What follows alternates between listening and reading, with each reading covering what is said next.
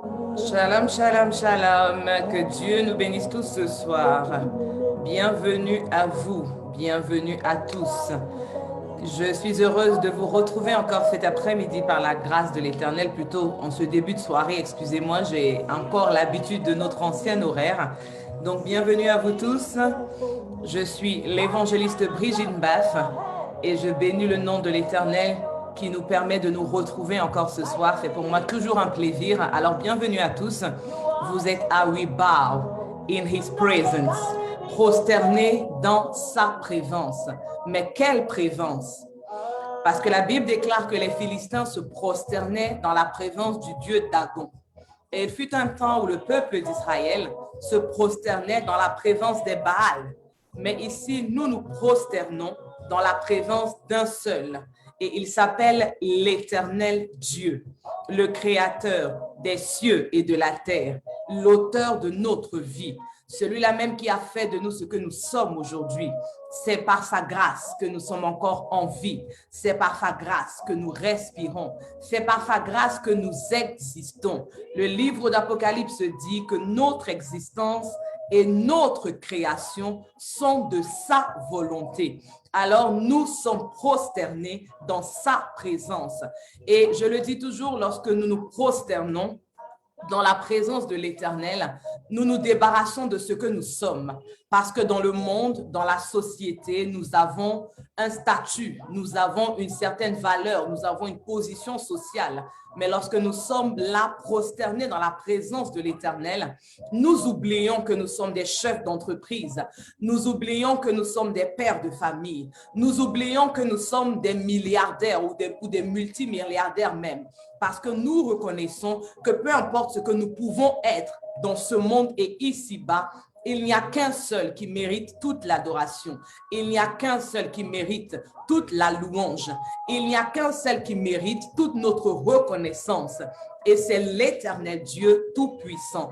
Alors je dis, béni soit l'Éternel Dieu, le Dieu d'Abraham, le Dieu d'Isaac, le Dieu d'Israël. Il est le Dieu qui seul sait faire des prodiges. Béni soit à jamais son nom glorieux et que toutes nos vies ce soir soient remplies de sa gloire. Quel que soit l'endroit où tu te trouves ce soir, quel que soit le pays depuis lequel tu me suis, je prie que ta vie soit remplie de la gloire de l'Éternel. Je prie que par son Esprit Saint, que l'Éternel te localise ce soir. Toi qui es venu prosterner ton cœur, toi qui es venu prosterner ton âme, toi qui es venu être à l'écoute de l'Éternel Dieu, que ta vie soit remplie de sa gloire. Alors je dis encore une fois shalom à tous ceux qui sont déjà présents et connectés. Shalom au prophète Samuel K de CIPE, la semence divine. Shalom à la fervente de Dieu et chantre Precious et Liisha. Et shalom à vous tous qui allez continuer de vous connecter. C'est votre émission. Je suis là pour vous et mon invité de ce soir est également là pour vous servir afin que l'Éternel vous fasse du bien à travers cette émission. Alors, pendant que quelqu'un est connecté, je vais te demander, s'il te plaît, de partager la vidéo sur ta page Facebook, de la partager dans Messenger, de la partager dans WhatsApp, sur Twitter, Instagram, quels que soient les réseaux sociaux auxquels tu appartiens, je t'invite à partager cette vidéo. Et après l'avoir partagée, je t'invite également à inviter tes contacts. Tu mets le nom d'une personne en commentaire et cette personne va nous rejoindre dans cette émission We Bow in His Presence. Alors, je veux que nous élevions la voix et que nous puissions rendre grâce à l'Éternel. Nous nous sommes levés ce matin et il est actuellement 19h07 à Paris. Il est 13h07 quelque part aux États-Unis. Il est 18h07 du côté d'Abidjan. Mais nous sommes encore en vie ce soir, tandis que d'autres personnes n'ont plus ce souffle de vie. D'autres personnes n'ont plus cette capacité de parler. D'autres personnes n'ont plus cette capacité de s'exprimer. Mais toi et moi, nous pouvons nous voir, nous pouvons parler, nous pouvons échanger, nous pouvons interagir. Alors, élève la voix avec moi ce soir et en quelques instants, rendons grâce à l'Éternel pour le souffle de vie. Je ne dis pas de rendre grâce parce qu'aujourd'hui, tu as reçu un coup de fil porteur de millions ou bien tu as reçu un coup de fil pour un contrat que tu attends de signer.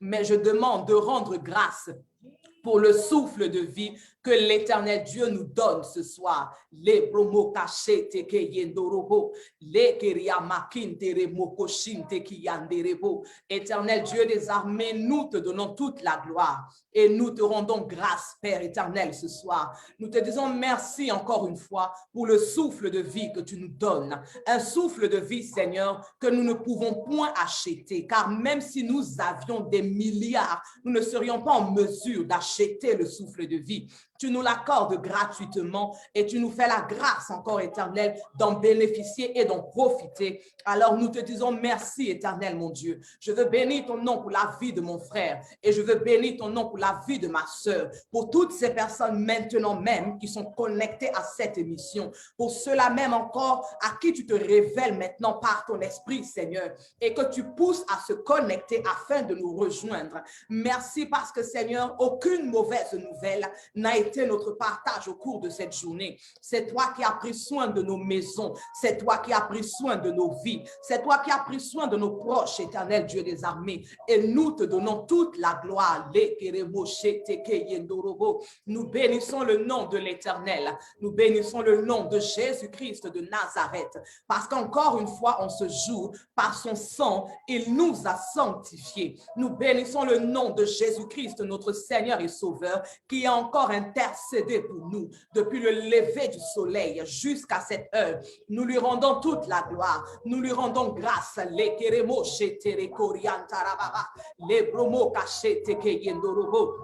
Et nous disons au Seigneur ce soir, parle-nous, Éternel, parle-nous. Nous sommes prosternés dans ta présence. Seigneur, parle-nous parce que nous avons besoin d'entendre ta voix. Prosternés dans ta présence, nous avons besoin, Seigneur, de recevoir tes instructions. Prosternés dans ta présence, nous avons besoin, Seigneur, d'être instruits, d'être enseignés de ta part. Et que l'invité de ce soir, Éternel, soit utilisé par toi afin de nous parler, qu'il soit utilisé par toi, Seigneur, afin de nous instruire sur les choses que nous avons besoin de connaître, celles-là même que nous devons savoir, éternel Dieu des armées, dans le nom de Jésus-Christ de Nazareth, et que Dieu nous bénisse tous ce soir. Alors, bienvenue encore à vous. Je suis l'évangéliste Brigitte Basse de CIPE Born to Serve. Je suis donc la présentatrice de votre émission. Et ce soir, nous avons la grâce de recevoir un autre invité. Vous savez que tous les samedis, quand nous sommes connectés à notre émission, nous avons un invité différent d'un samedi à un autre. Et ce samedi, Dieu nous fait la grâce de recevoir un invité qui pour moi est particulier, si je peux le dire ainsi. Il s'agit de mon père spirituel, le docteur Olivier Bonny. Alors, depuis ta position, tu vas m'aider à le recevoir par tes acclamations et nous allons lui laisser la parole et nous allons nous retrouver à la fin de son intervention. Et d'ici là, je vous dis shalom. Et la parole est à notre invité maintenant. Shalom à tous, shalom à tous, shalom à tous. Que la paix du Seigneur soit avec vous, que la grâce de Dieu accompagne la vie d'une personne. Où que tu te trouves, je prie que l'Éternel te visite de sa grâce, de sa compassion, de son amour et de sa faveur. Au nom de notre Seigneur Jésus-Christ, j'ai prié, nous disons Amen. Seigneur, je donne gloire à ton nom pour ce temps de parole que tu nous donnes. Que ton esprit repose sur ce moment. Merci de disposer notre intelligence, notre esprit à comprendre les choses surnaturelles, à pouvoir, de sorte à être capable de décrypter les choses mystérieuses de Dieu et faire du bien à une personne qui a disposé de son temps pour nous suivre. Bien-aimés, ce soir, comme d'accoutumée, tous les première semaine du mois, j'interviens ici dans cette émission.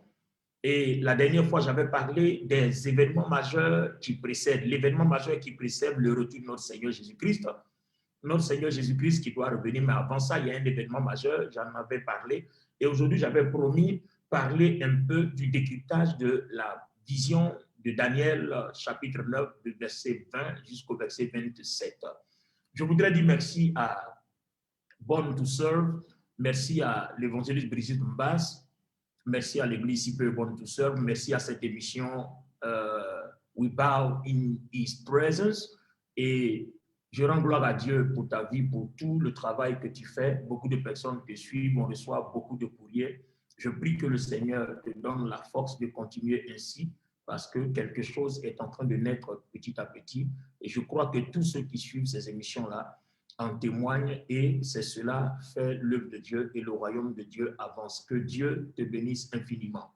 Amen. Alors, ce qui me concerne ce soir, comme je vous l'avais promis, vous voyez défiler en rouge au bas de mon écran, voilà, combien de temps reste-t-il encore, reste-t-il avant la fin des temps? Combien de temps reste-t-il avant la fin des temps? Interprétation de Daniel chapitre 9, versets 20 à 27. Alors, je voudrais demander à mon hôte de lire pour moi la version 8 secondes. Moi, je vais lire après la version parole de vie. Daniel chapitre 9, des versets 20 jusqu'au verset 27. Version 8 secondes. Moi, je lirai parole de vie. Je lis la parole Daniel 9 à partir du verset 20. Je parlais encore, je priais, je confessais mon péché et le péché de mon peuple d'Israël, et je présentais mes supplications à l'Éternel, mon Dieu, en faveur de la sainte montagne de mon Dieu. Je parlais encore dans ma prière, quand l'homme, Gabriel, que j'avais vu précédemment dans une vision, s'approcha de moi d'un vol rapide au moment de l'offrande du soir. Il m'instruisit et s'entretint avec moi. Il me dit, « Daniel, je suis venu maintenant pour ouvrir ton intelligence. Lorsque tu as commencé à prier, la parole est sortie et je viens pour te l'annoncer, car tu es un bien-aimé. Sois attentif à la parole et comprends la vision. 70 semaines ont été fixées sur ton peuple et sur ta ville sainte pour faire cesser les transgressions et mettre fin au péché, pour expier l'iniquité et amener la justice éternelle, pour sceller la vision et le prophète et pour oindre le Saint des saints. Sache-le donc et comprends. Depuis le moment où la parole a annoncé que Jérusalem sera rebâtie jusqu'à loin au conducteur, il y a 7 semaines. Dans 62 semaines, les places et les fossés seront rétablis, mais en des temps fâcheux. Après les 62 semaines, un oint sera retranché et il n'aura pas de successeur. Le peuple d'un chef qui viendra détruira la ville et le sanctuaire, et sa fin arrivera comme par une inondation. Il est arrêté que les dévastations dureront jusqu'au terme de la guerre. Il fera une solide alliance avec plusieurs pour une semaine, et durant la moitié de la semaine, il fera cesser le sacrifice et l'offrande. Le dévastateur commettra les choses les plus abominables jusqu'à ce que la ruine et ce qui a été résolu fondent sur le dévastateur.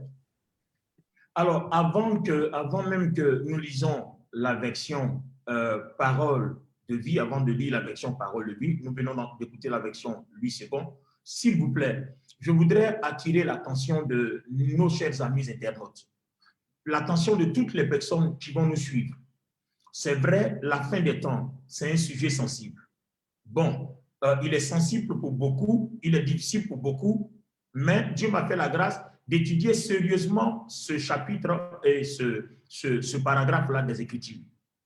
Si quelqu'un a des interprétations, avant d'émettre de mauvais commentaires, merci de prendre votre temps, écoutez-moi jusqu'à la fin de mon exposé, alors vous pourrez dire ce que vous voulez dire. Je voudrais juste dire que la fin des temps ne fait jamais l'unanimité. Tout le monde, dans tous les cas, ne sera jamais d'accord sur le processus.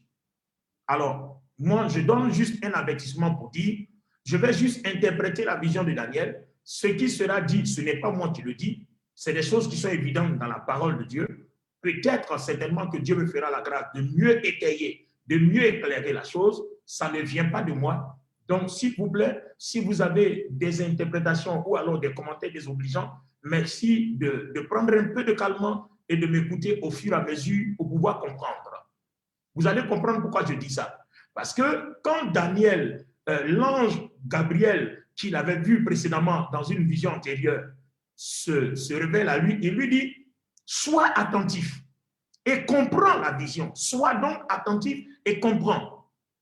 Ce que je vais exposer, vous ne pourrez pas comprendre si vous n'êtes pas attentif. Vous ne pourrez pas comprendre si vous ne vous donnez pas l'audace, la capacité, le potentiel pour comprendre. Si vous êtes agité, que la seule chose qui vous anime est de chercher à contredire ou à corriger, vous ne pourrez pas comprendre. Mais si vous êtes attentionné, si vous êtes calme, que vous me suivez, certainement, peut-être que si vous ne comprenez pas quelque chose, jusqu'à la fin de l'exposé, vous comprendrez. Donc, nous allons reprendre la version parole de vie qui donne d'autres détails que lui second ne donne pas. Et après, je commence mon exposé. Si mon hôte peut me faire la grâce de lire encore, de lire cette fois-ci la version parole de vie, ça m'arrangerait. Alors, nous sommes dans la version parole de vie, Daniel chapitre 9 à partir du verset 20. Je continue à prier, à avouer mes péchés et ceux d'Israël, mon peuple. Je supplie le Seigneur, mon Dieu, au sujet de la montagne sainte. Pendant que je parle, l'ange Gabriel, que j'ai déjà vu dans la vision d'avant, s'approche de moi en volant rapidement. C'est le moment du sacrifice du soir. Il me donne ces explications. Daniel, je viens maintenant te rendre capable de comprendre. Quand tu as commencé à prier Dieu, une parole est venue de sa part et je suis là pour te la faire connaître parce que Dieu t'aime. Comprends bien ce que je vais te dire au sujet de ce que tu as vu dans la vision. Une période de 70 fois 7 ans a été fixée en ce qui concerne ton peuple et ta ville sainte.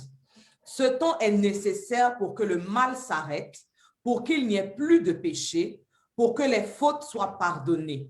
Ce temps est nécessaire pour que la justice de Dieu apparaisse, pour que les visions et les paroles prophétiques se réalisent, pour que le lieu très saint du temple soit de nouveau consacré. Tu dois savoir et comprendre ceci. Un jour, il y a eu un message qui annonçait le retour des exilés et la reconstruction de Jérusalem. Eh bien, à partir de ce jour-là, jusqu'à la venue d'un chef choisi par Dieu, il doit y avoir cette période de 7 ans.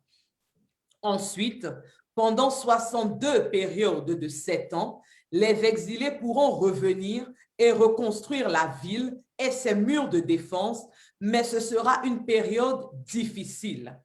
À la fin de ces 62 périodes, on tuera un homme consacré et personne ne le défendra. Puis un chef viendra avec son armée détruire la ville et le lieu saint. Pourtant, ce chef finira sous les coups de la colère de Dieu.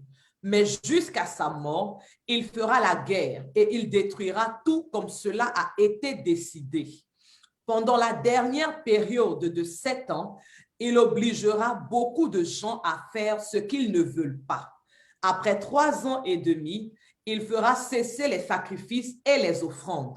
Cet homme destructeur commettra ses actions horribles avec rapidité jusqu'à ce que lui-même soit détruit comme cela a été décidé.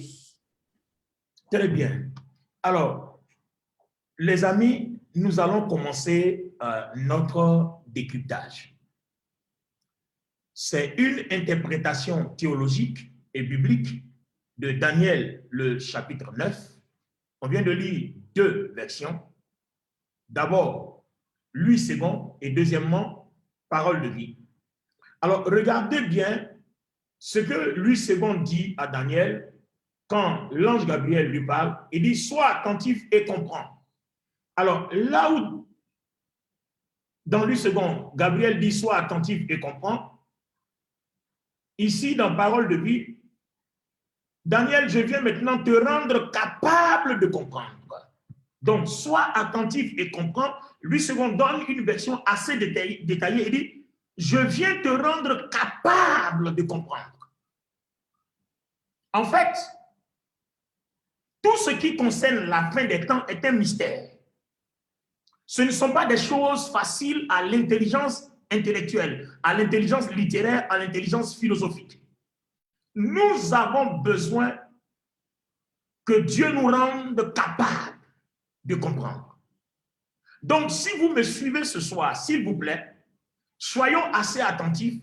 Laissons le Saint-Esprit nous disposer à être capables de comprendre. Ce n'est pas quelque chose qu'on peut littérairement expliquer, philosophiquement expliquer, mathématiquement expliquer, scientifiquement expliquer. Non.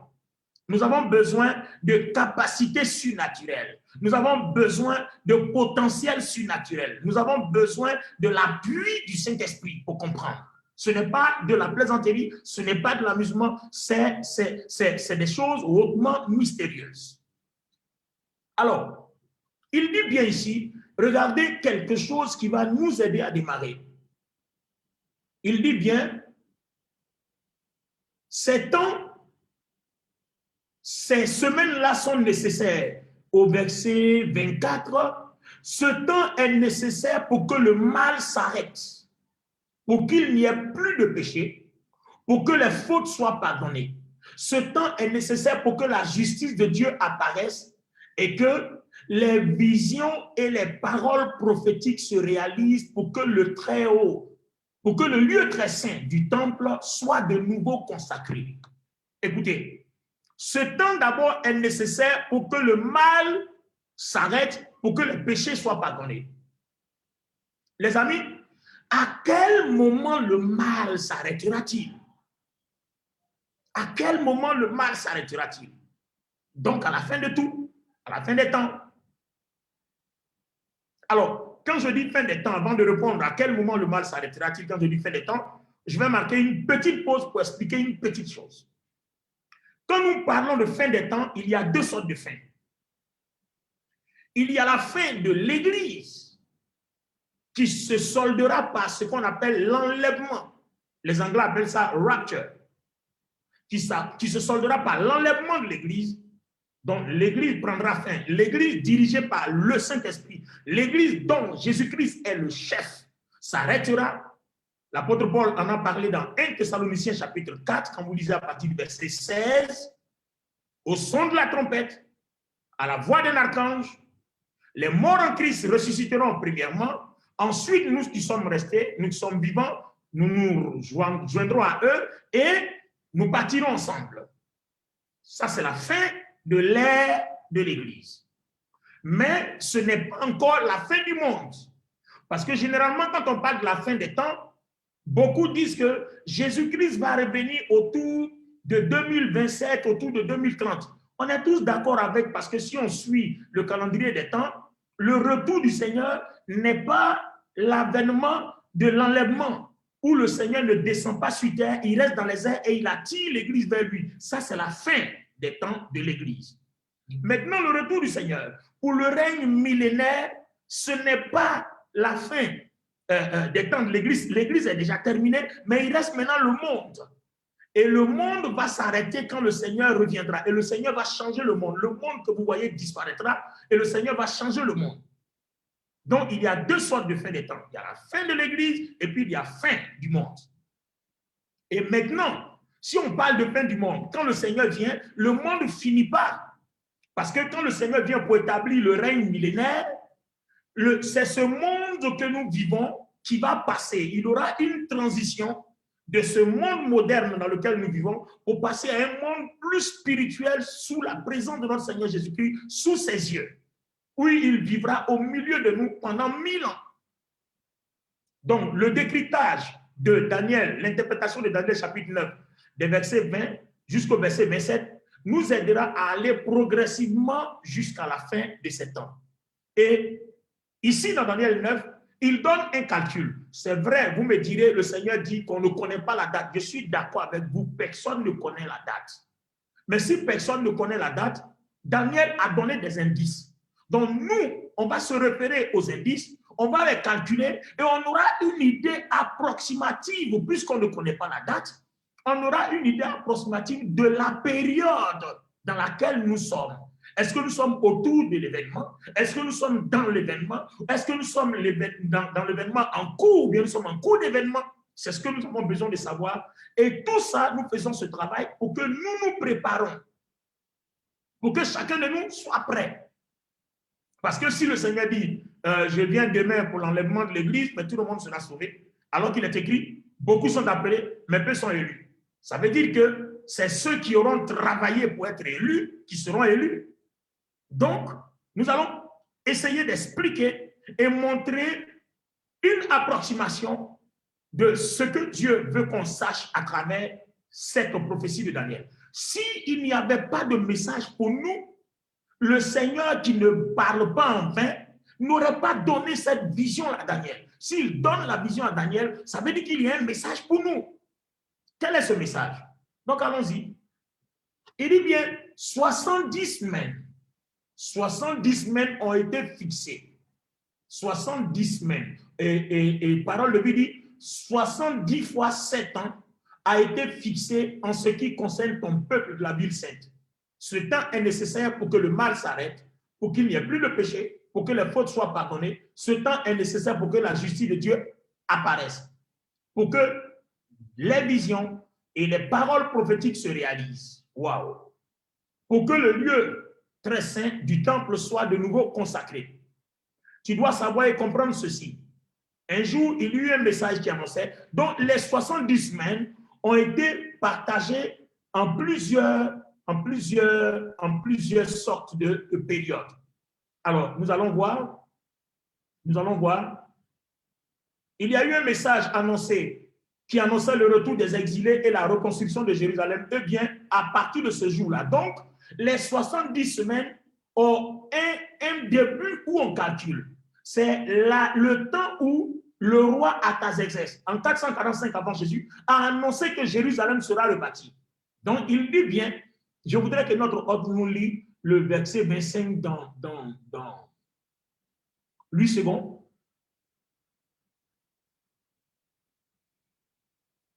Il explique. Daniel 9 au verset 25. Dans 8 secondes. Alors, 8 secondes dit, sache-le donc et comprends. Et comprends. Depuis le moment où la parole a annoncé que Jérusalem sera rebâtie jusqu'à loin, c'est-à-dire jusqu'à Jésus-Christ. Donc Daniel nous situe bien dans une période. Les amis, allons-y doucement. Si je n'ai pas pu terminer, nous allons bloquer. Et le mois prochain, à la première semaine, comme je suis là une fois par mois, on va continuer. Donc, je voudrais demander à notre hôte, si mon temps arrive, arrête-moi. D'accord? Parce que c'est une étude très longue. Donc, si mon temps arrive, tu m'as donné un temps. Si ça arrive, tu m'arrêtes. Je vais conclure pour faire une partie et on fera la suite. Parce que, imagine-toi, je ne pourrais pas finir ça aujourd'hui. Donc, on est dans un canevas bien précis. On commence à calculer à partir du moment où la prophétie, la parole de Dieu déclare que Jérusalem sera rebâtie. Et on calcule jusqu'à où? Jusqu'à loin, c'est-à-dire jusqu'à Jésus-Christ. Donc, voici l'intervalle. Alors, on continue. Il y a 7 semaines. Il y a 7 semaines. Or, quand nous parlons de semaine ici, s'il vous plaît, ce n'est pas la semaine littéraire, la semaine philosophique, la semaine mathématique, la semaine intellectuelle. C'est la semaine biblique, la semaine d'année biblique. Donc, une semaine égale à combien? Égale à 7 ans. Une semaine est donc égale à une période de 7 ans. On appelle cela les semaines prophétiques d'année, ou bien les semaines d'année prophétique, les semaines prophétiques d'année, peu importe. Donc, une semaine prophétique est égale à une période de 7 ans. Ce n'est pas une période de 7 jours. Donc, il faut bien que nous fassions très attention parce que c'est des révélations, c'est codé. Il faut bien étudier la Bible depuis la Genèse jusqu'à l'Apocalypse. Il va falloir faire une étude sur les différents calendriers qui ont été utilisés à cette époque. Il va falloir faire une étude sur les différents timings utilisés. Il y a un jour prophétique qui est égal à 1000 ans. Il y a aussi une semaine prophétique qui est égale à 7 ans. Il y a aussi, il y a plusieurs sortes de calculs, il y a plusieurs sortes de compréhension. Donc ici, une semaine égale à 7 ans. Donc quand on dit il y a 7 semaines, ça fera donc 7 fois 7, il y aura 49 ans. Donc reprends maintenant la partie, on va ajouter les 49 ans. Depuis la date, depuis le temps. Alors, depuis le moment où la parole a annoncé que Jérusalem sera rebâtie jusqu'à loin au conducteur, il y a 7 semaines. Donc, dans 62 semaines, les places et les fossés seront rétablis, oui, mais en des temps fâcheux. Oui. Verset 26. Après les 62 semaines, un oint sera retranché et il n'aura pas de successeur.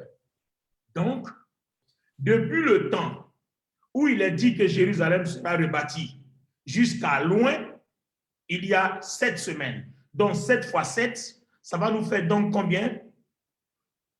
Aidez-moi, les mathématiciens. 7 fois 7, ça va nous faire donc 49. Ça va nous faire 49. Et là, maintenant, jusqu'à 62 semaines en plus encore, le Messie sera retranché. C'est-à-dire Jésus-Christ qui a été crucifié, mort, enseveli, ressuscité, partira au ciel. Donc, le Messie, loin, sera retranché. Donc, reprenons encore la partie là, qu'on comprenne bien avant d'évoluer. Alors, verset 26, après les 62 semaines, un oint sera retranché et il n'aura pas de successeur. Effectivement, quand le Seigneur Jésus est monté, il n'y a pas eu de successeur. Donc, il n'aura pas de successeur. Continue, s'il te plaît. Le peuple d'un chef qui viendra détruira la ville et le sanctuaire, et sa fin arrivera comme par une inondation. Il est arrêté que les dévastations dureront jusqu'au terme de la guerre. Verset 27. Il fera une solide alliance avec plusieurs pour une semaine, et durant la moitié de la semaine, il fera cesser le sacrifice et l'offrande. Le dévastateur commettra les choses les plus abominables jusqu'à ce que la ruine et ce qui a été résolu fondent sur le dévastateur. Bien. Alors, nous allons commencer donc notre décryptage après avoir mis l'accent sur les différents éléments. Donc, voilà un peu le travail que j'ai fait, les amis. Bien. Il s'agit de quoi en fait? Le contenu de la prophétie de Daniel. Voici les différents éléments. Numéro 1, faire cesser les transgressions. Numéro 2, mettre fin au péché. Numéro 3, expier l'iniquité. Numéro 4, amener la justice éternelle. Numéro 5, sceller la vision et le prophète ou la prophétie. Et numéro 1, 2, 3, 4, 5, 6, 7. Numéro 7, donc numéro 1, faire cesser l'offrande. 2, mettre fin au péché. 3, expier l'iniquité. 4, amener la justice éternelle. 5, sceller la vision et le prophète. 6, oindre le saint des saints. Donc, voici les 6 éléments qui doivent se dérouler sur la période des 70 semaines. Alors, écoutez bien. À la fin de son ministère, le Seigneur Jésus avait au moins ou partiellement accompli les 3 premiers points, qui sont lesquels? Par son sacrifice, Jésus a rendu possible le pardon de nos péchés. Réalisant ces 3 premiers points et accomplissant les 3 derniers après son retour, c'est-à-dire il accomplira les 3 derniers après son retour. Donc, avant d'être retranché dans le ciel, les 3 premiers, faire cesser les transgressions, mettre fin au péché, expier l'iniquité, ça c'est les 3 choses, par sa mort, sa crucifixion, sa mort et sa résurrection. Quand il reviendra, vous voyez, dans le règne millénaire, il va amener la justice éternelle, il va sceller la vision et les prophètes, il va oindre le Saint des Saints, c'est-à-dire le sanctuaire que Satan va suivre, l'Antéchrist va suivre en allant s'asseoir comme Dieu. Le Seigneur va oindre le Saint des Saints, c'est-à-dire il va restaurer tout ça. Donc, on a une première partie accomplie lors de sa première venue et on aura une deuxième partie accomplie lors de sa 3e venue. Parce que la 2e venue n'est pas vraiment une venue puisqu'il ne met pas les pieds sur la terre, il restera dans les airs, il nous attirera. Et à la 3e venue, qui là où touchera le sol, donc j'appelle sera 3e venue. On peut dire 2e, mais 3e venue parce qu'il y a une venue transitaire, de transition, où il ne touche pas le sol. Là, c'est ce qui se passera pendant l'enlèvement. Donc, le verset 25 donc, va concerner la chronologie de l'accomplissement de la dite prophétie. Donc, les 70 semaines auxquelles elle fait allusion représentent une période de 490 ans. Donc, tous ces événements-là vont se produire sur une période de 490 ans jusqu'à ce que le oint soit retranché. Écoutez bien. Les 70 semaines, donc une période de 490 ans, conformément au principe biblique prophétique selon lequel un jour prophétique équivaut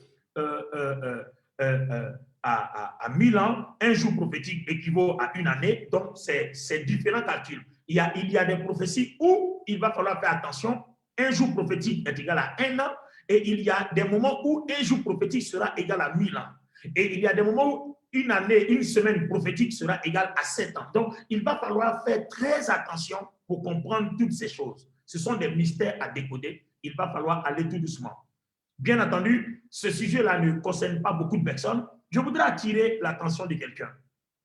Nous sommes là, nous vivons, nous voyageons, nous mangeons, nous rions. Mais pendant ce temps, les gens sont en train de travailler pour le retour de l'Antéchrist. Et nous sommes là, on ne fait aucun cas, on va qu'à nos occupations comme si c'est normal, comme si le monde va continuer comme d'habitude. Mais on a oublié que à notre époque, c'est-à-dire nous, à notre ère, on est arrivé à la fin des temps.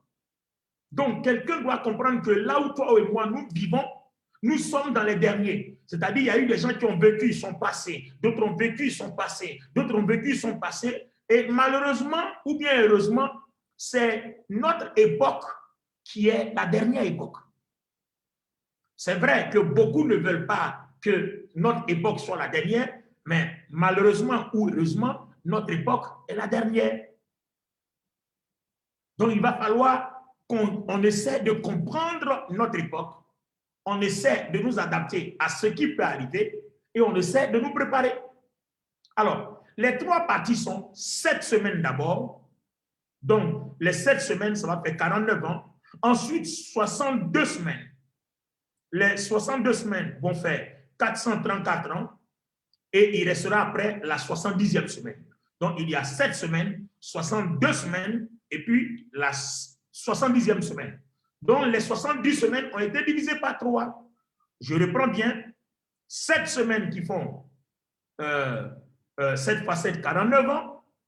62 semaines qui font 62 fois 7, c'est-à-dire 434 ans. Et il restera donc la dernière semaine, puisque si nous faisons 7 plus 62, ça fait 69. Il restera donc la dernière semaine de une semaine de 7 ans qui fera 70 semaines. Bien. Alors, regardez bien. Nous allons maintenant rentrer dans les calculs. On était dans un canevas qui dit que on doit compter à partir du moment où la Bible déclare que Jérusalem sera rebâtie. Eh bien, c'est en 445 avant Jésus-Christ, à l'époque du roi Artaxerxès. C'est là que l'annonce a été faite que Jérusalem doit être rebâtie. Donc, on ajoute les 49 premières années à 445. On est avant Jésus-Christ. Donc, quand on ajoute les 49 premières années à 485, nous nous retrouvons exactement à la fin du ministère de Malachie, c'est-à-dire à la fin de l'histoire de l'Ancien Testament. Donc, de l'annonce qui dit que Jérusalem sera rebâtie, il y aura 7 semaines. Quand on ajoute les 7 semaines, c'est-à-dire les 49 ans, on est à 445 avant Jésus-Christ. Donc, au fur et à mesure que nous allons à l'an 0, on descend. Donc, 445, 444, 443, 442, 440, jusqu'à ce qu'on arrive à l'an 0. Donc, quand on ajoute les 49 ans, la fin de l'histoire de l'Ancien Testament, la fin du ministère de Malachie. Maintenant, il va falloir faire très attention, il va falloir être prudent. Il nous reste maintenant à calculer les 62 autres semaines qui font 434 ans. Donc, si l'Ancien Testament est fini, où se trouvent donc les 434 ans? Voilà ce qu'il faut chercher maintenant. Maintenant, si vous avez fait des études en théologie, vous allez comprendre que quand l'Ancien Testament finit, le Seigneur a marqué une période de 400 ans où il n'a pas parlé à l'humanité, où il n'a parlé à aucun prophète. Le Seigneur a marqué une pause de 400 années où il n'a pas parlé à l'humanité. Alors, donc, à quel moment le Seigneur a commencé à parler à l'humanité? C'était au ministère de Jean-Baptiste. Donc, de Malachie au Nouveau Testament, Dieu arrête de parler pendant 400 ans jusqu'au ministère de Jean-Baptiste, qui est le prochain prophète juste après Malachie. C'est-à-dire, depuis l'époque de Malachie, le prochain prophète, là où on va entendre la voix de Dieu à nouveau, c'est Jean-Baptiste. Et Jean-Baptiste, il exerçait son ministère. On était à l'an 26 de notre ère chrétienne. Alors, de notre ère chrétienne. Donc, l'an 26 de notre ère chrétienne, nous sommes à 400 ans, alors que les 62 semaines font 434 ans. Donc, si vous enlevez les 400 ans où Dieu n'a pas parlé, il reste combien? Il reste 34 ans. Alors, suivez bien, vous allez voir là où les choses deviennent intéressantes. De Malachie au Nouveau Testament, Dieu arrête de parler pendant 400 ans. Jusqu'au ministère de Jean-Baptiste, qui est le prochain prophète depuis Malachie, à l'an 26 de notre ère chrétienne. Donc, on est à l'an 26. Dieu n'a pas parlé pendant 400 ans.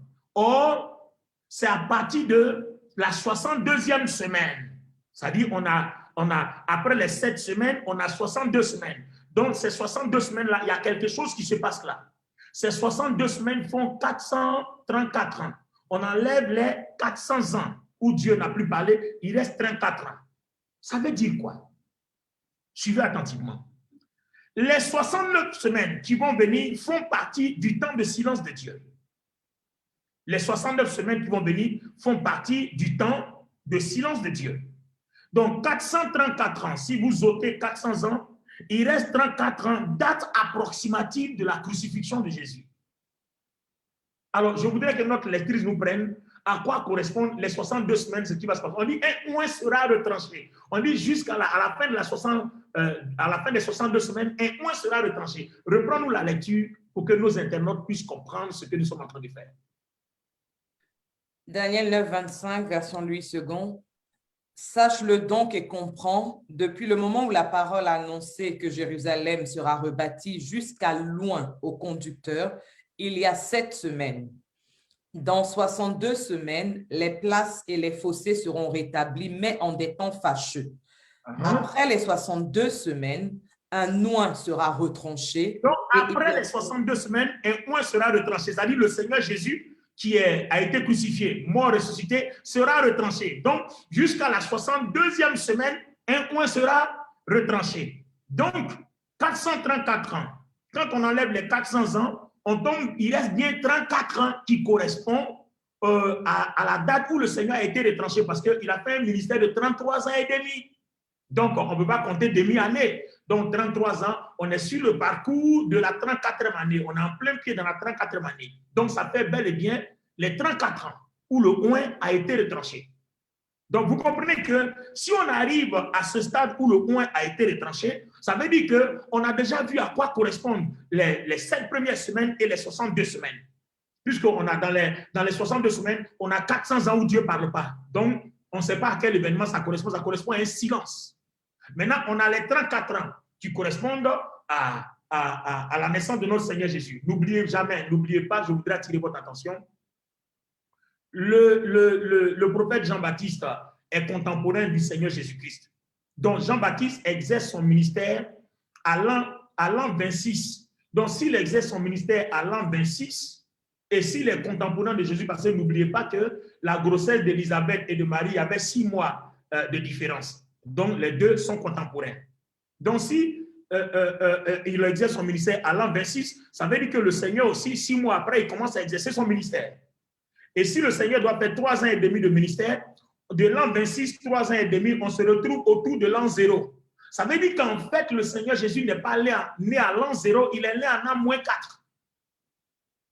Parce qu'à l'an 26, il peut ajouter les 3 ans et demi de ministère pour faire l'arrondi des 3 ans et demi jusqu'à dans la période de 4 ans. Puisqu'il n'y a pas de demi-année, donc dans la période de 4 ans. Donc le Seigneur Jésus n'est pas né à l'an 0. Il est né à l'an -4. Parce que s'il est né à l'an -4, en ce moment précis, quand vous ajoutez les 4 ans qui restent, on tombe bel et bien à 33 ans et demi, c'est-à-dire 34. Donc la prophétie de Daniel se confirme exactement. Je reprends cette partie. Par conviction. Parce que je sais que je sens dans mon esprit que quelqu'un a besoin de comprendre. Par conviction, je reprends. Alors, je dis bien, il est écrit qu'après les 7 ans, les 7 semaines, il y aura 62 semaines. Et après les 62 semaines, le Messie sera retranché. Or, le Messie qui a été retranché, il a fait son ministère pendant 3 ans et demi. Or, on sait que le Seigneur Jésus a commencé son ministère à 30 ans.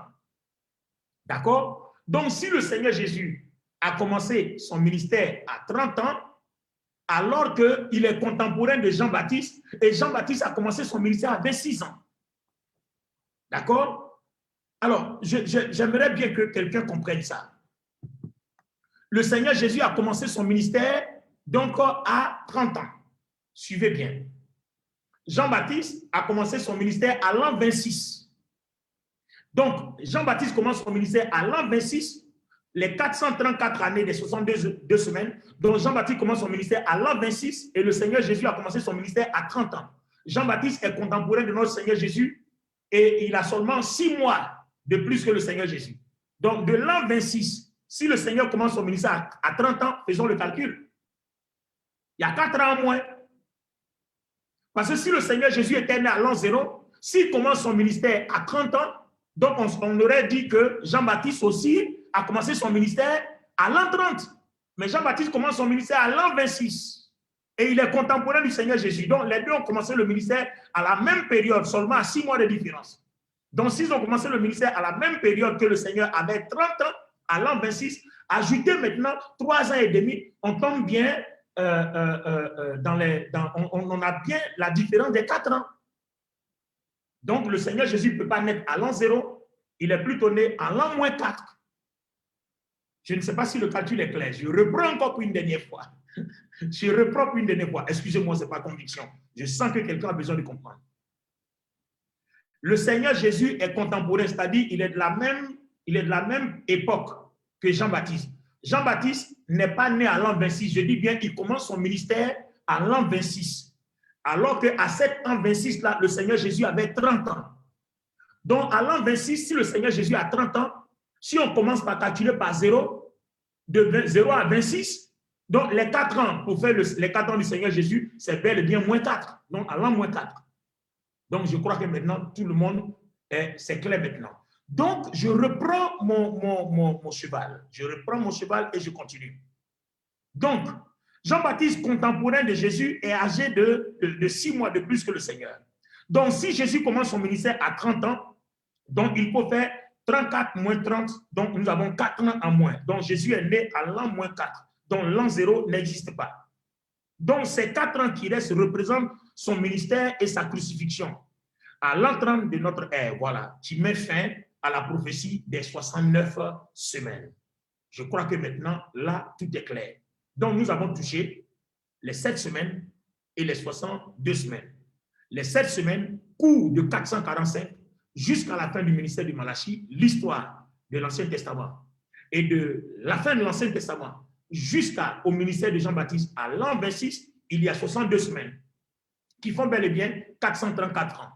Donc, les 434 ans, il y a 400 ans où Dieu n'a pas parlé. Donc, les 34 ans vont correspondre à la date de la naissance de notre Seigneur Jésus et de Jean-Baptiste et de leur ministère.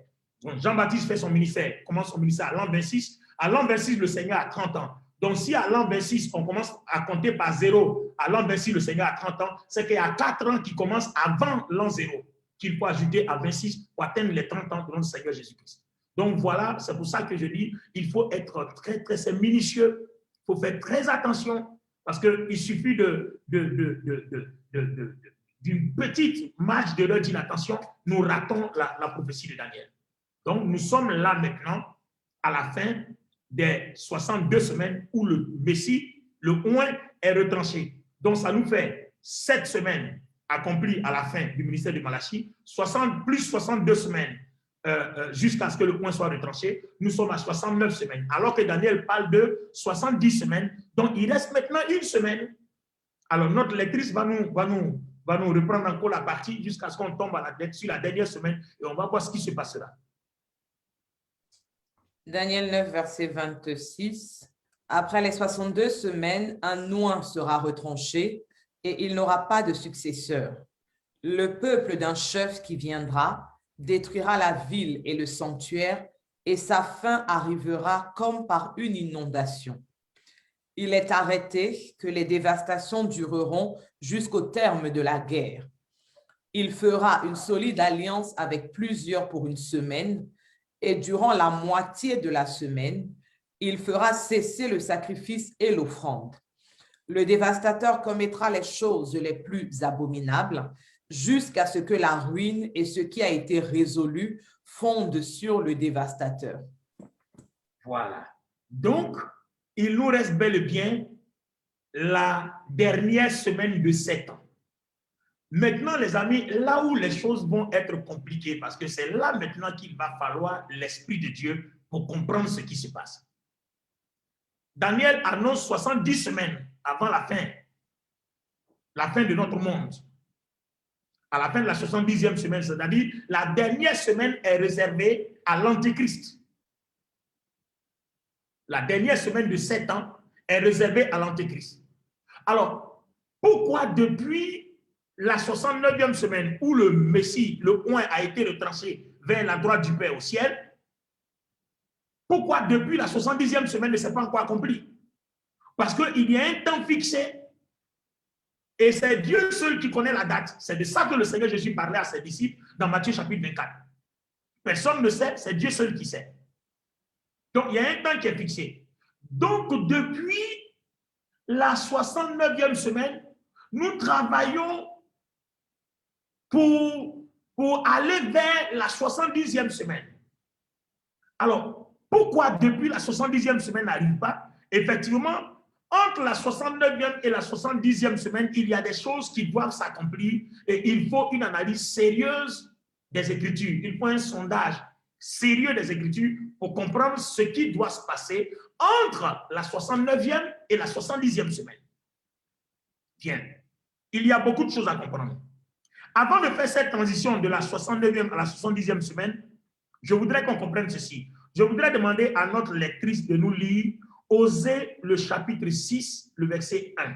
Osée le chapitre 6, le verset 1. Osée le chapitre 6, le verset 1. En attendant que notre lectrice nous trouve Osée 6, 1, je voudrais qu'on comprenne une chose. Parce que regardez bien, quand Dieu a créé le monde, il l'a créé en 7 jours. Si on prend en 7 jours comme semaine d'année prophétique, donc c'est comme si il a créé le monde soit en 7 ans ou bien soit en 7000 ans. Si on prend un jour comme 1000 ans, donc il a créé le monde en 6000 ans et le 7e 1000 ans, il s'est reposé. Si on prend cela maintenant en semaine d'année prophétique, parce qu'en semaine de jour prophétique, on a un jour égal à 1000 ans, en semaine d'année prophétique égal à 7 ans, c'est comme si en 6 ans, il a créé le monde et 7e année, il s'est reposé. Mais là, ici, dans notre contexte, il s'agit de jours prophétiques. Il s'agit de jours prophétiques. Donc, mon temps est arrivé. Je vais donc mettre une conclusion là, pour m'arrêter là en semaine de jours prophétiques. On va quand même me permettre de lire Osée. On va s'arrêter là. Comme ça, la prochaine fois, on prend d'Osée pour aller vers la fin des temps. Donc, en semaine de jours prophétiques, quand nous disons que Dieu a créé le monde en 6 jours, donc en 6000 ans, et le 7e 1000 ans, c'est le repos. C'est exactement ce qui est en train de se passer. Parce que je vous ouvre les yeux. Regardez bien, si vous avez étudié l'histoire, vous allez comprendre que jusqu'à Artaxerxès en 445 avant Jésus-Christ, à l'annonce de la prophétie de la vision des 70 semaines par l'ange Gabriel, l'humanité était âgée de 3517 ans selon la chronologie biblique. Alors là, faisons attention. Quand nous disons 3517 ans, je ne suis pas en train de parler d'années scientifiques. Je parle de chronologie biblique. C'est-à-dire, depuis que Dieu marche avec son peuple jusqu'à ce que l'ange Daniel reçoive la vision, on était à 3517. Donc, les 3517, si vous ajoutez 49 ans de la première semaine, si vous ajoutez 434 ans des 62 semaines, nous tombons exactement à 4000 ans. Ça veut dire que pour boucler la semaine, c'est-à-dire le 6e jour, donc les 6000 ans, il nous reste 2000 ans. Mais vous savez tel bien que le Seigneur Jésus a été retiré vers la droite du Père, il y a déjà les 2000 ans. Donc, s'il y a déjà les 2000 ans, c'est-à-dire on a atteint les 6000 ans, donc nous sommes au bord du 7e 1000 ans. Donc, presque l'heure du millénium, le millénaire, là où le Seigneur doit descendre sur terre. Mais avant ça, il faut que, avant que les 7 années, la 70e semaine, la fin qui marque le début du millénium, il faut que l'Église soit enlevée d'abord. Donc, si on a atteint les 6000 ans, on est entre l'enlèvement et puis le début de la 70e semaine, et à la fin de la 70e semaine qui fait 7 ans, alors le Seigneur reviendra. Donc, nous sommes maintenant à cheval sur les deux sortes de fin des temps, c'est-à-dire la fin de l'Église et puis la fin du monde. Et maintenant, Osée dit quoi? Lis-nous Osée et puis nous allons nous arrêter. Alors, Osée chapitre 6 au verset 1, version 8 secondes. Venez, retournons à l'Éternel, car il a déchiré, mais il nous guérira. Il a frappé, mais il bondera nos plaies. Verset 2. Il nous rendra la vie dans 2 jours. Il nous rendra la vie dans 2 jours. Donc, un jour prophétique est égal à 1000 ans. Donc, si depuis l'annonce du roi Artaxerxès, on était à 3517 ans, plus les 7 semaines, 49 ans, plus les 62 semaines, 434 ans, on est à 4000 ans. Alors, si le Seigneur nous guérira dans 2 jours, c'est-à-dire il mettra fin au mal, il mettra fin à toutes sortes de choses, ça, les 2 jours qui font 1000 ans, ça fait bel et bien 1000 ans, ça fait bel et bien 2000 ans, on est à 6000 ans. Donc, il nous reste à entrer maintenant dans 7e 1000 ans. Donc, 7e 1000 ans, c'est le 3e jour.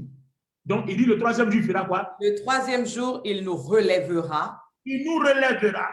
Et nous vivrons devant lui. Et nous vivrons devant lui. Ça, c'est le millénium que Osée est en train de prophétiser comme ça. Donc, on a fini les 2 jours qui font 2000 ans, qui s'ajoutent aux 4000 ans. Il reste le 3e jour. Et ce 3e jour-là, personne ne sait où placer ce 3e jour. Personne ne sait. Parce que ce 3e jour rentre dans le millénium. Or, avant le millénium, il y a une période de transition. C'est la 70e semaine. Or, avant la 70e semaine, il faut qu'il y ait l'enlèvement de l'Église. Et l'Antéchrist va gérer la 70e semaine jusqu'à là où il va avoir la grande tribulation, les souffrances où vont pousser les gens à prendre la marque de la bête, où la vie va être amère. Et après ça, le Seigneur viendra anéantir tout le mal. Et là, il nous guérira, il nous donnera la paix, il nous donnera la vie. Ça, c'est la prophétie du millénium. Donc voilà, nous sommes maintenant... nous arrêtons là pour aujourd'hui. Au moins, on sait qu'on a atteint 4000 ans. On a vu la prophétie de Osée pour les 2000 ans. Il nous reste maintenant à parler du millénium. Mais attention, il va falloir parler de la transition qui concerne l'enlèvement et la période de l'Antéchrist et le millénium. Donc voilà, les amis, un peu interprété depuis 445 jusqu'aux 6000 ans, à la veille de 7000 ans du millénium. Mesdames et messieurs, voici, j'ai essayé de me débrouiller pour ouvrir les yeux de quelqu'un. Essayez de vous amuser à la maison, écoutez cette vidéo, reprenez-la, réécoutez-la, amusez-vous à écouter ce que j'ai dit, et puis faites des calculs, faites aussi des recherches, vous allez vous rendre compte que vous tombez exactement. Mais n'oubliez pas que tout se passe en chronologie selon le contexte biblique et non littéraire, non scientifique. Si quelqu'un a des oreilles, qu'il entende ce que l'Esprit de Dieu dit à l'Église. Noé avait parlé à son époque comme ça, personne n'avait cru, mais les amis, pendant que vous et moi, nous sommes en train de nous amuser, manger, voyager, faire ce que nous sommes en train de faire, nous sommes au bord du millénium.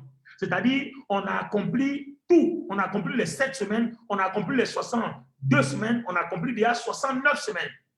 La dernière semaine qui doit s'accomplir, l'intervalle, tout ce qui devait se passer pendant les 2000 ans, je parlerai de ça la prochaine fois. Et on a déjà les 2000 ans, il nous reste la dernière semaine, nous sommes au bord.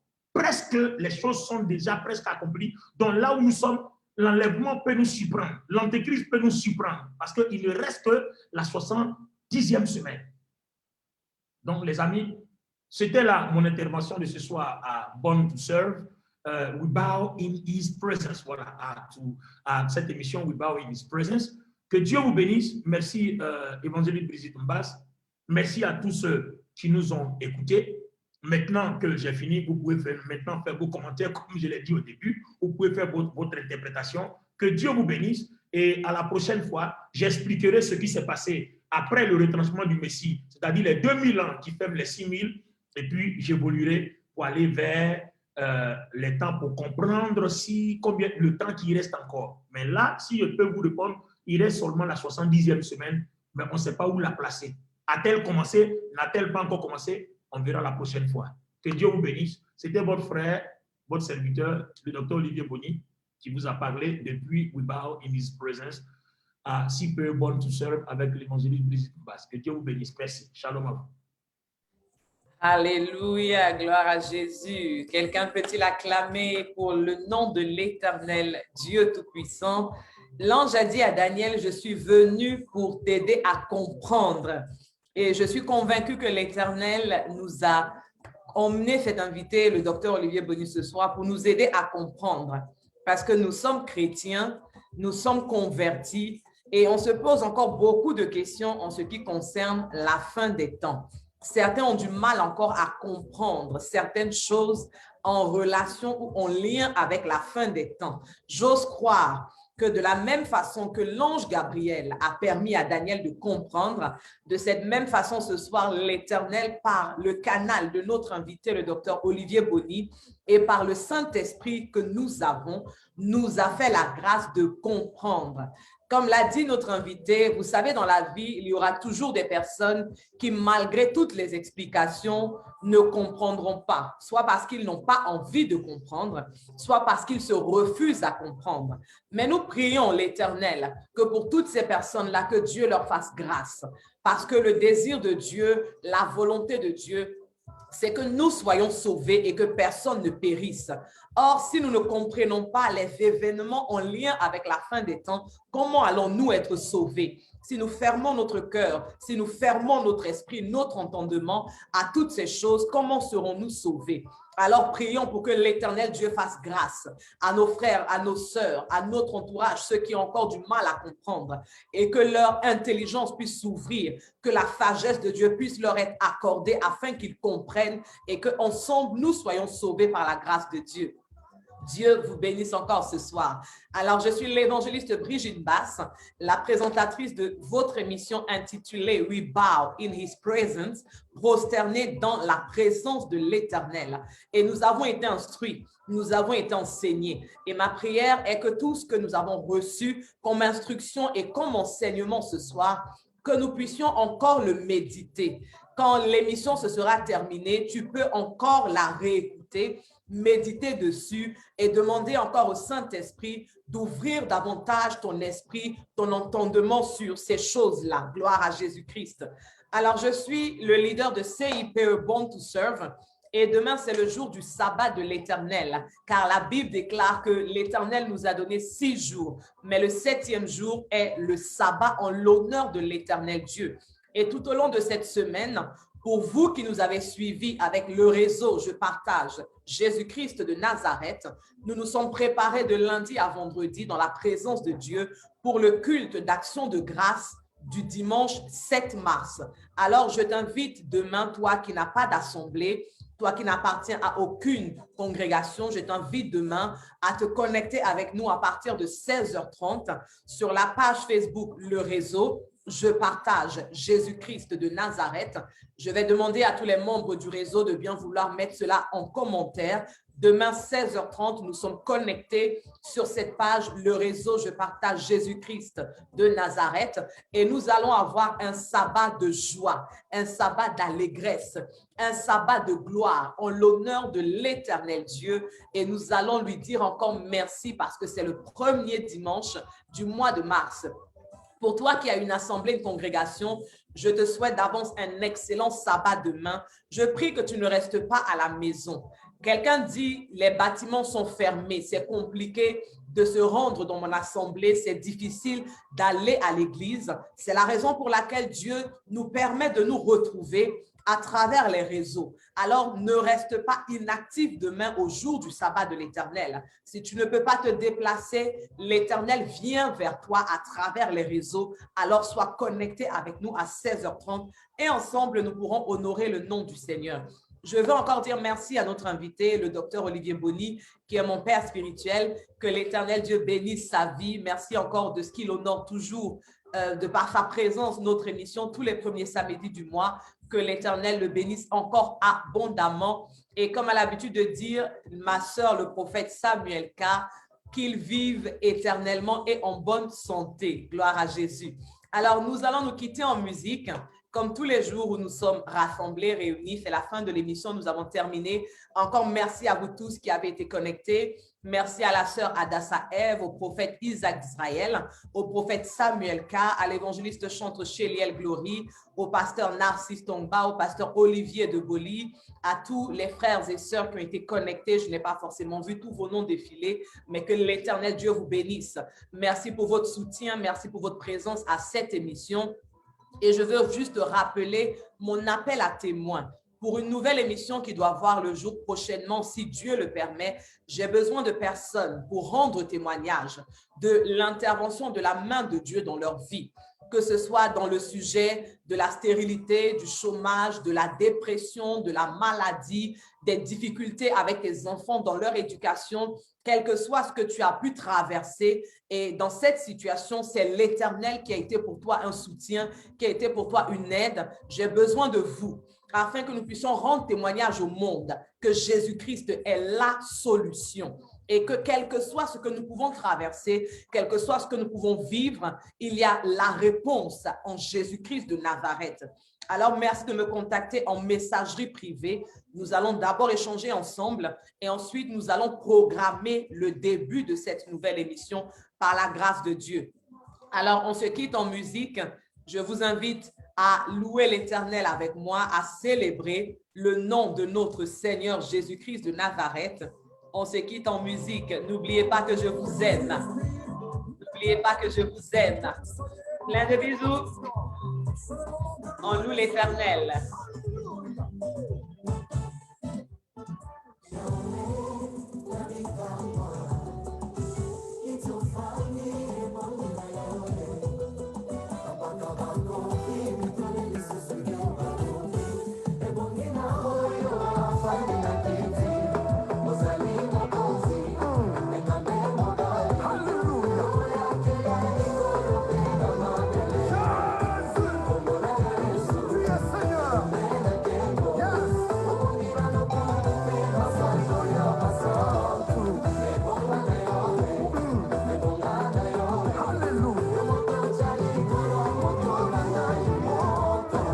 Célébrons l'Éternel pour ce moment formidable que nous avons passé dans sa présence.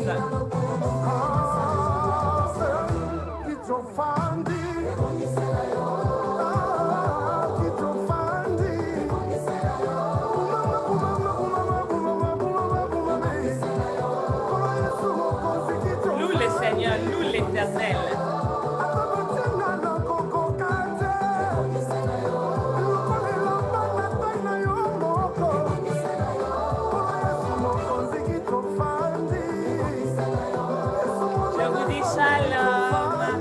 On se retrouve pour l'émission samedi prochain à la même heure, 19h heure de Paris. Rendez-vous samedi prochain. Bisous.